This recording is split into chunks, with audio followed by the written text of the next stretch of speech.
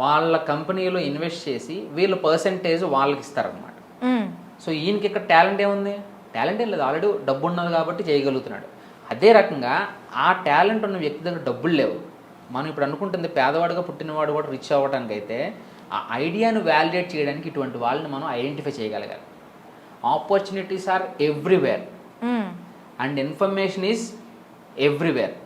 మన దగ్గర ఆపర్చునిటీస్ ఉన్నాయి, ఇన్ఫర్మేషన్ కూడా ఉంది. కావాల్సింది ఏంటి అంటే ఫస్ట్ నేను ఎక్కడికి వెళ్ళగలను క్లారిటీ నాకు కావాలి ఫస్ట్. అది పేదవాడుగా పుట్టినవాడు పేదవాడుగా ఉండిపోయేవాడికి ఆ క్లారిటీ ఉండదు. నా లైఫ్ ఇంతే, ఇలా పుట్టాను కాబట్టి నేను మహా అయితే ఈ రోజుకి లేదా రేపటి వరకు సంపాదించుకుంటే చాలు.